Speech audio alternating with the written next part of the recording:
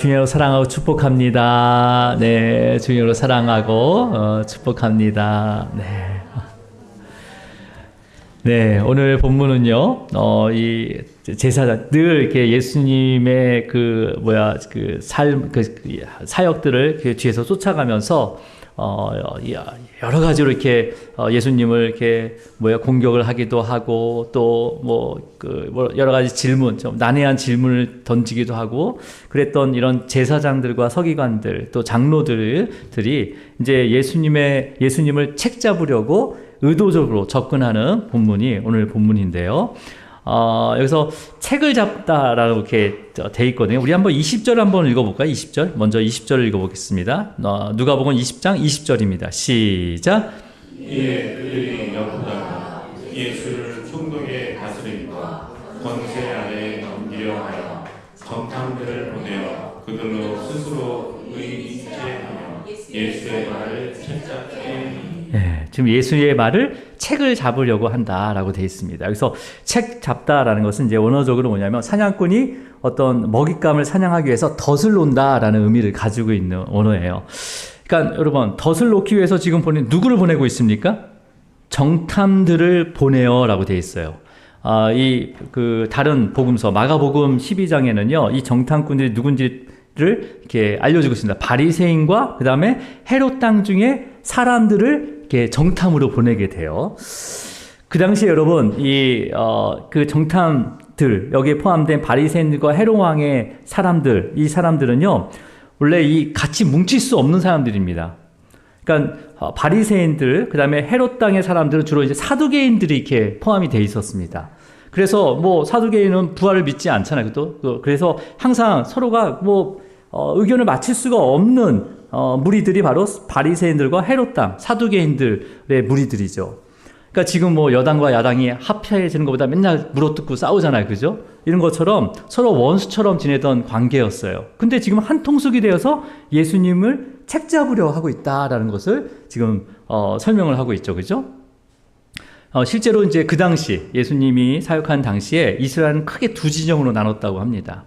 그러니까 종교 지도층이었던 바리새인 인들을 주축을 해서 그러니까 로마 식민지였잖아요. 반로마주의 이쪽 팀이 있었고, 그 다음에 사두개인, 이제 헤롯 땅 사람들과 함께 이 사두개인들을 주축을 해서 친로마주의 해가지고 이 두 개의 진영으로 이렇게 나눠져 있었어요. 사실은요.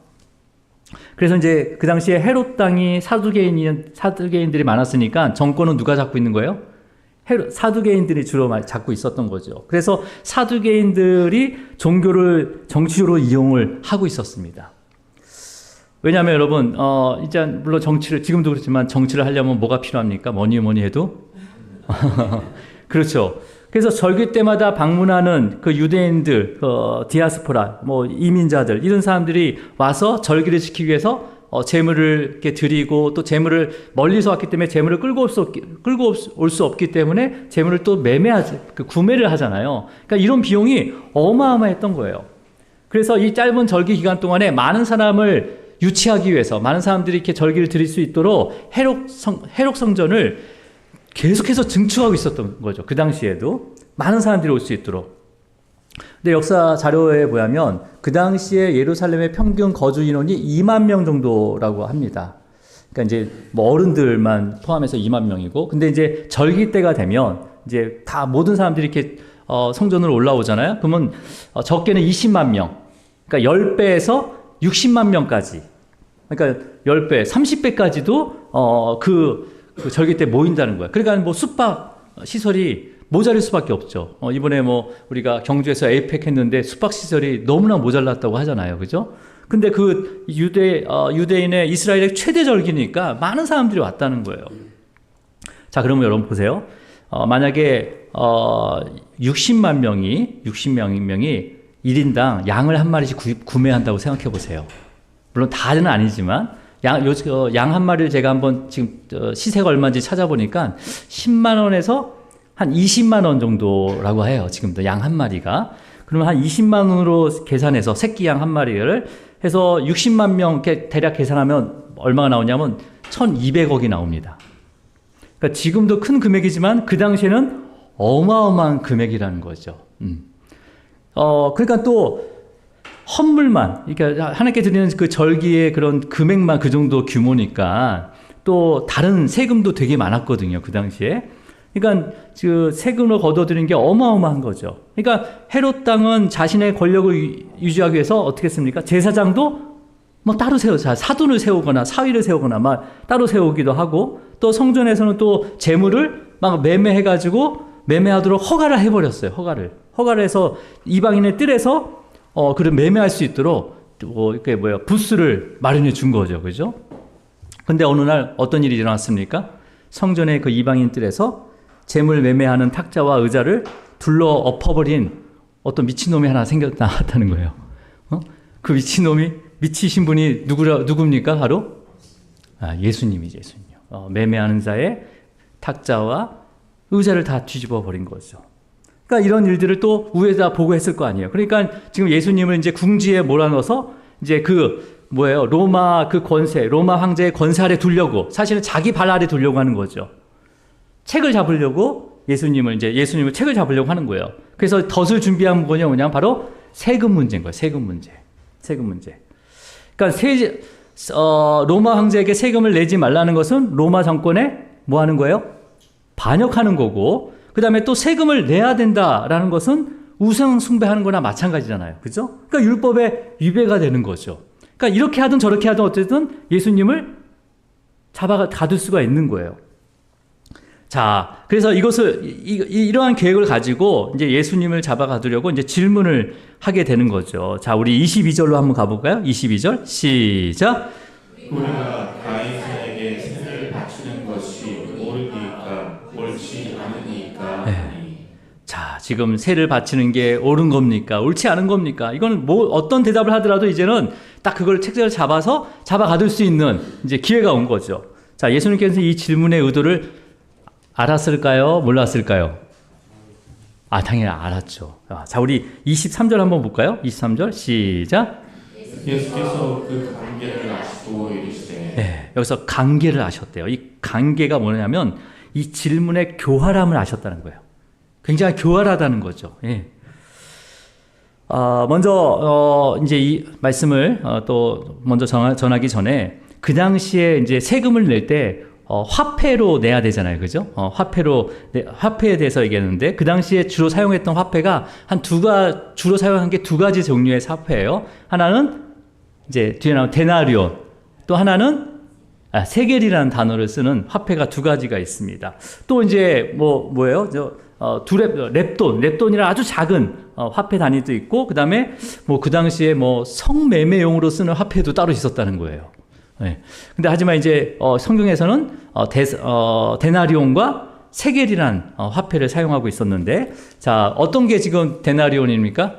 노란색 바탕에 있는 화폐가 데나리온. 그죠? 그리고 밑에 하얀색 바탕에 있는 게 세겔이란 데나리온입니다. 자, 그러면 이제 로마의 공식적인 화폐가 데나리온인데, 그 데나리아 화폐에 얼굴이 하나 그려져 있죠. 노란색 바탕에 있는 화폐, 그죠? 좌측에 보니까 노란색 얼굴이 있습니다. 이게 황제의 얼굴이에요. 황제의 얼굴. 이제 그 시대마다 그 황제의 얼굴만 바꿔서 인쇄를 했는데, 그 다음에 다른 한쪽 반대편에는 글귀가 이렇게 둘레 그려져 있는데, 이 글귀가 보통 이제 신의 아들이라는 의미로 이렇게 기록이 됐습니다. 그러니까 황제가 누구라는 거예요? 신의 아들이니까 황제도 신이라는 거죠. 그러니까 그 당시 뭐예요? 황제를 우상으로 섬기는 거 있는 거죠. 그래서 데나리온을 세금으로 바치는 것은 뭐예요? 우리가 이 가이사의 그 황제의 그 가이사의 은혜로 내가 먹고 살고 있는 거다라고 고백하는 거랑 똑같은 거예요. 세금을 바친다는 게. 그러니까 우상을 섬기는 거나 똑같은 거죠. 세금을 바치는 게 이스라엘 백성들에게는. 그래서 바리새인들은 이 세금 정책에 굉장히 반감을 가졌어요. 그래서 성전에 내는 세는 우리가 가지고 있는 세겔이라는 화폐로 반드시 바꿔서 내라라고 이렇게 이제 제사장들과 종교 지도자들이 정한 거죠. 근데 그래서 밑에 보면 뭐가 그려져 있습니까? 여기 보면 이게 잔인지 물두멍인지 정확하지는 않지만 정결케 하는, 그다음에 그 둘레의 글씨가 대제사장이라는 의미를 가지고 있는 글씨예요. 그리고 뒤집어졌을 때 뭐가 있으면 가운데 나무 같은 게 있죠. 이게 종려나무라는 의미를 가지고 있는 나무입니다. 이게 세겔이래요, 세겔. 자, 그러니까 근데 여러분, 그런데 여기서도 어떻게 했습니까? 데나리온을 세겔로 바꾸는데도 폭리를 취한 거예요. 우리도 환율로 해서 이렇게 어느 때 팔아야지 또 차익이 많이 남는 것처럼 이게 사람에 따라서 폭리를 취하는 거죠. 이거 외에 또 이스라엘 백성들은요, 많은 세금을 냈어. 지세, 소득세, 인두세, 사람의 한 명당 주는 인두세까지 이런 많은 세금으로 인해서 정말 되게 힘들었던 거죠. 그래서 로마 사람들이 이 세금을 철저하게 걷기 위해서 누구를 세웁니까? 세리를 어떤 지역 사람을 세우는 거예요? 어떤 나라 사람을? 유대인들을 세우는 거죠.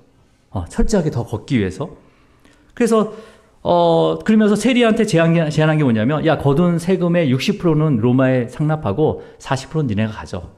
그러니까 어떻게 되겠어요? 세리가 열심히 하겠습니까? 열심히 하지 않겠습니까? 열심히 한 거죠. 열심히 한 거죠. 근데 처음에 이제 유대인들을 세리로 세우니까, 야, 우리 자치적인 그런 자치제를 인정하는 거구나라고 되게 긍정적인 평가를 했는데, 이 유대인들이 하나님의 자녀라고 얘기하는 그 유대인 세리들이 어떻게 합니까? 탐심과 탐욕, 이걸로 인해서 하나님의 공의와 또 하나님의 그 사랑을 나타내지 않는 거죠. 여러분, 세금을 낼 수 없는 가난한 자에게는 어떻게 해야 됩니까? 오히려 세금을 걷는 것이 아니라 율법상 어떻게 돼 있어요? 추수한 후에 남겨진 이삭, 이런 것들을 걷어갈 수 있도록 배려를 해주고 구제를 해야 되는데 더 악랄하게 세금을 착취하는 거예요. 그러니까 이스라엘 백성들에게는 이 세리가 어떤 자예요? 민족의 반역자, 원수가 되는 거죠. 그 대표적인 사람이 뭐예요? 삭개오, 세리장 삭개오. 그 다음에 예수님의 제자가 된 마태 세리. 예. 자, 근데 이러한 과다한 세금뿐만 아니라 정치적이나 종교적으로 너무나 부패했기 때문에 백성들은 너무나 살기 힘든 거죠.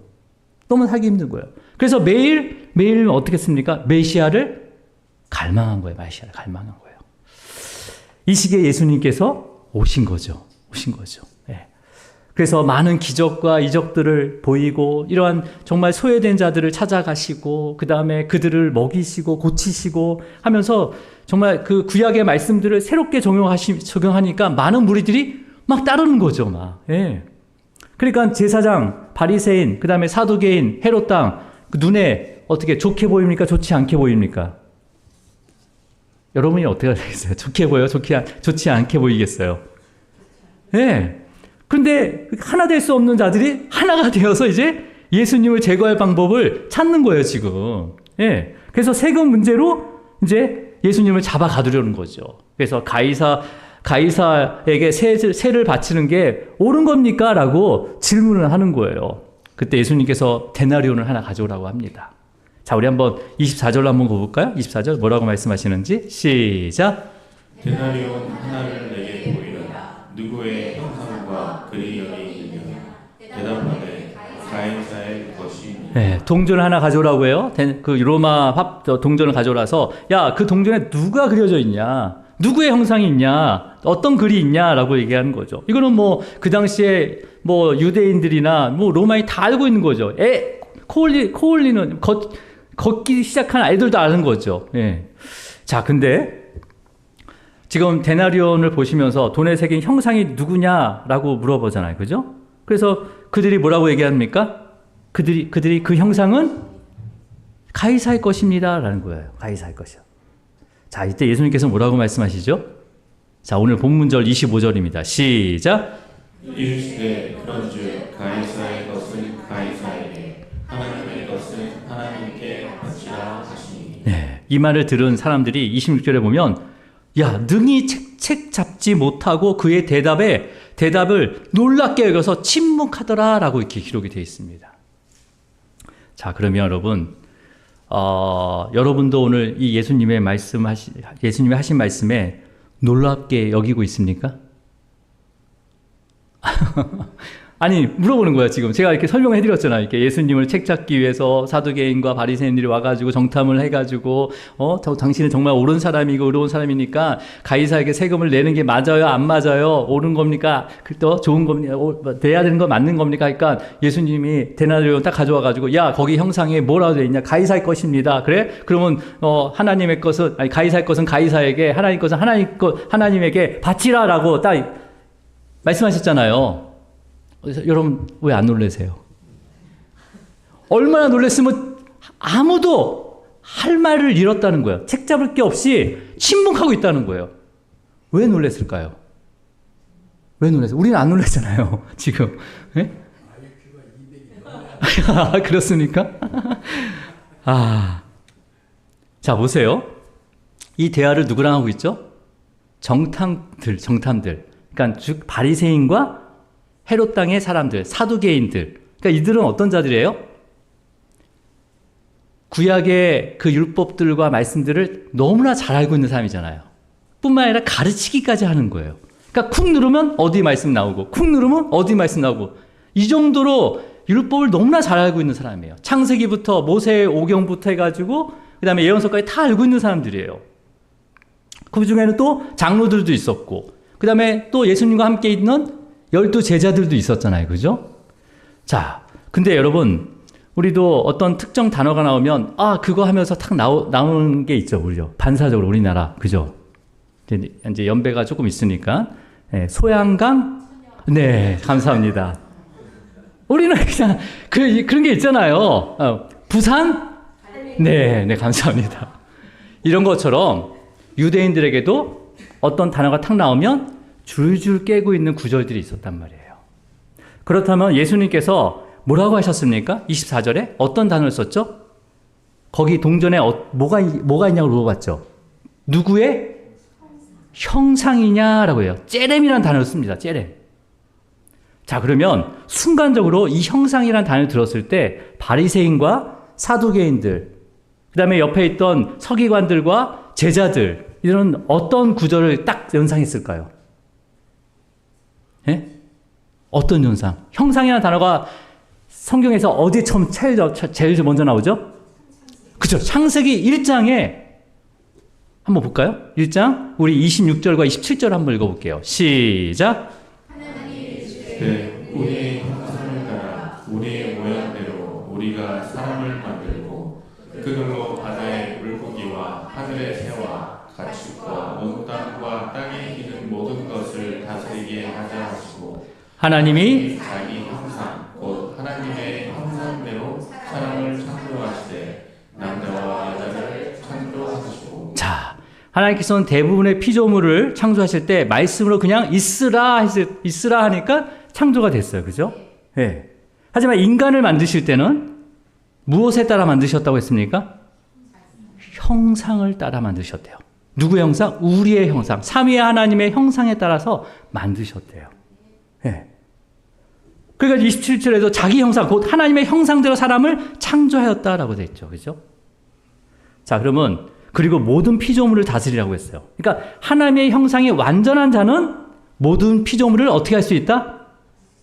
다스릴 수 있다. 아멘이십니까? 네. 그러면 제가 한번 질문할게요. 저와 여러분에게는 어떤 형상이 새겨져 있을까요? 외모는 다 다르지만 우리는 어떤 형상대로 창조된 사람입니까? 그죠? 하나님의 형상. 그러면 아까 가이사의 것은 가이사에게 했잖아요. 그러면 그 데나리온에 가이사의 형상이 있었으니까 그 데나리온 누구 건 거예요? 그죠? 가이사의 거죠. 그럼 우리에게는 어떤 형상이 그려져 있다고요?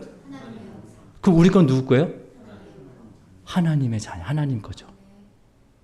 그러니까 세금의 문제가 아니에요. 여러분, 11절 내야 합니까? 안 내야 됩니까? 이 질문이 나오는 게 아니라 나는 누구의 형상으로 지어졌는가? 누구의 것인가가 먼저죠. 내가 섬기는 거, 하나님 일을 섬기는 거, 하나님의 몸을 섬기는 게 당연한 거 아니에요? 근데 제일 먼저 회복돼야 되는 게 뭐예요? 내가 누구의 형상으로 지어졌다고요? 그렇죠. 하나님의 형상인 거죠. 네. 삼위 하나님의 형상이 새겨져 있는 거예요. 하나님의 전 인격적인 모습이 우리 안에 있는 거죠. 여러분 마음에 사랑이 있습니까? 있을 때 있고 없을 때 있죠. 그 사랑은 어디서 나온 거예요? 나한테서 나온 거예요? 하나님 주신 그런 형상에 그려져 있었던 거예요. 사람을 마음에 불쌍한 사람을 보면 어떤 마음이 생깁니까? 꼴 좋다 이렇게 얘기해요. 어떤 마음이 생겨요? 긍휼의 마음이 생기잖아요. 자비의 마음. 이 자비는 누구의 속성이에요? 하나님의 속성인 거죠. 용서의 마음. 내가 용서한다고 용서합니다.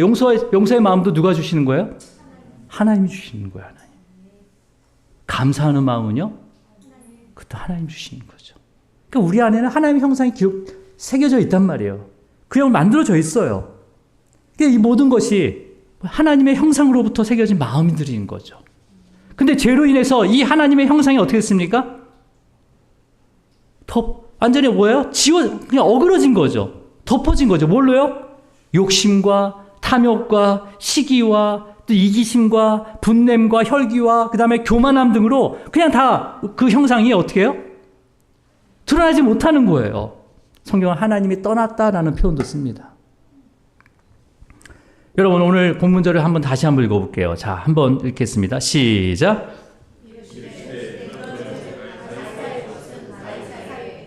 하나님 것은 하나님께 바치라 하시니. 자, 그러면 여기 하나님 것은 뭐라고 여기서 뭘 상징하는 거죠? 하나님 것. 누구를 가리키는 거예요? 하나님의 형상이 새겨진 자들이죠. 그럼 누구예요 지금? 바리새인과 그 당시에는 바리새인들, 사두개 이 사람들이 하나님의 자녀라고 자부했던 자들이잖아요. 그러면 그 어떤 형상이 그려져 있어야 되는 거예요? 하나님의 형상이 거니까 자기는 누구의 것이에요? 하나님의 것인 거죠. 하나님의 것. 네. 그러니까 여러분 예수님께서는요 바리새인 그 당시의 정탐들 그 바리새인과 헤롯 땅의 사람들 또 사두개인 예수님을 고발하려는 주위의 많은 사람들 서기관들 장로들 제자들에게도 또 지금 저와 여러분에게도 너는 누구의 형상이 그려져 있느냐 누구 거냐라고 물어보시는 거예요 지금. 그러면서 예수님께서는 뭐라고 얘기합니까? 하나님의 것은 하나님께 바치라라는 거예요. 여러분 여기 바치라는 것은 뭐예요? 내 삶을 하나님께 드립니다. 헌신하고 그 다음에 봉헌하는 이런 의미도 있겠지만은 이 바치다의 의미 중에서 가장 여러 가지 의미가 있는데 어떤 의미가 있냐면 되돌려 놓다, 회복하다라는 의미를 가지고 있습니다. 그게 뭐야? 하나님의 형상을 하나님의 것은 하나님의 형상을 어떻게 하라는 거예요? 회복하라는 거죠. 여러분 회복하라는 게 뭐예요? 회개하고 돌아오라는 거예요. 그래서 예수님께서 뭐라고 했습니까? 무슨 열매를 먼저 맺어야 되는 거예요? 회개에 합당한 열매를 맺으라고 했잖아요. 그러니까 지금 뭐 하는 거예요? 너네가 하나님의 형상인데도 하나님의 것임을 고백하지 않고 그렇게 살지 않는 그런 것을 회개하라, 돌이키라라고 지금 얘기하니까 이 바리새인과 사두개인들이 말할 수 있어요, 없어요? 꼼짝없이 지금 말할 수 없는 거죠. 침묵할 수밖에 없는 거예요. 그러니까 너의 마음에 망가지고 정말 죄로 덮어진 그 하나님의 그 형상을 회복해야 된다. 회개하고 돌아와야 된다라고 얘기하는 거죠. 여러분, 그러니까 오늘 본문 말씀은 뭐예요? 세금을 내고 안 내고 이것을 결정하는 이러한 말씀이 아니라 우리 안에 무너진 하나님의 그 형상이 회복돼야 되는 것이 제일 우선적이다라고 말씀하시는 거죠. 예수님께서는. 그러니까 우리 하나님의 형상을 회복시키지 않으면 자꾸 어떻게 합니까? 엉뚱한 형상을 만드는 거예요. 그게 우상이에요, 우상. 엉뚱한 형상을. 여러분 안에 하나님의 그 형상, 정말 하나님의 그 속성들이 정말 잘 이렇게 지어지고 있습니까? 다시 회복되고 있습니까? 그렇다면 반대로 하나님의 형상이 형상이 무너진 것을 우리는 어떻게 확인할 수가 있죠? 나는 이때까지 너무나 잘 살아왔는데 나는 진짜 내가 법이야 내가 법을 어긴 적도 없고 너무나 잘 살아왔어 이렇게 얘기할 수도 있죠. 하지만 하나님의 형상이 무너졌는지 안 무너졌는지는 뭘 통해서 알 수 있습니까? 물론 열매를 통해서도 알 수 있지만 진리의 말씀이 나를 조명할 때 거기서 내가 발견하지 못한 뭐가 있어요? 내 안에 교만함도 있고 또 뭐가 있어요? 연약함. 그걸로 인해서 또 사탄의 공격을, 미혹을 받을 수 있는 그런 연약함도 발견하게 되고 또 남을 시기하는 모습도 있고 그 다음에 또 탐심. 정말 필요 없어도 되는데 계속 그런 것을 갖기 위해서 그래서 집중하는 그런 모습. 예. 이런 여러 가지 모습들을 발견하게 되는 거죠. 예. 그러니까 여러분, 오직 이 진리의 말씀만이 내 안에 있는 하나님의 형상이 어떠한 상태인지를 점검할 수가 있어요. 점검할 수 있어요. 왜? 여러분, 그러니까 우리가 예배 가운데서도 또 우리가 또 찬양을 하면서도 기도하는 중에서도 죄로 인해서 우리 안에 하나님의 형상이 무너짐에 대해서 애통하게 되고 또 회개하게 되잖아요. 그죠? 이 일을 누가 계시는 거예요? 내 안에 계신 성령님께서 하시는 거예요. 오늘도 여러분 이 말씀을 통해서 저와 여러분 안에 정말 무너진 하나님의 형상들이 무엇인지를 성령님께서 깨닫게 해줄 줄 믿습니다. 이것이 우리가 매일 말씀을 묵상하고 예배드리는 이유죠. 이것을 통해서 주님께서는 지금도 우리의 하나님, 우리 안에 있는 그 하나님의 형상이 회복되기를 원하고 계시다는 거죠. 여러분, 아마 세리들도 처음부터 세금을 악착같이 착취하려고 하지 않았을 거예요. 제사장들과 서기관, 그 다음에 이 바리새인들, 사두개인들도 처음부터 잘못된 길을 가려고 한 사람들이 아니에요, 사실은요. 왜요? 죄로 인해서 하나님의 형상이 무너졌기 때문입니다. 하나님께서는 우리의 그 무너지고 잃어버린 하나님의 형상을 회복하기 위해서 태초에 말씀으로 계셨던 그 예수님을 육신의 몸으로 보내주신 거예요. 그렇지 않습니까? 그래서 하나님의 본체예요. 그러니까 하나님의 형상의 본체가 예수님이에요. 그럼 우리가 보세요. 예수님을 우리가 하나님의 형상을 회복하기 위해서는 누굴 닮아가면 되는 거예요? 그렇죠. 예수님을 닮아가는 거예요. 예수님을 내 안에 모시는 거죠. 모시는 거죠. 어떤 게 하나님의 형상인지 알 수가 없잖아요. 복원을 해야 되는데 기준이 있어야 되죠. 기준이 말씀이에요. 복음이고 바로 예수 그리스도죠. 그래서 바울이 예수 그리스도를 기억하라라고 해요. 기억하라. 여러분, 예수님을 닮아갈 때 하나님의 그 형상이 완전히 회복될 줄 믿습니다. 예. 그래서 우리가 매일 그 진리의 말씀을 통해서 예수 그리스도를 기억할 때마다 성령님께서 우리의 무너지고 어그러진 그 하나님의 모든 그 형상을 회복해 주실 것을 주님의 이름으로 축원합니다.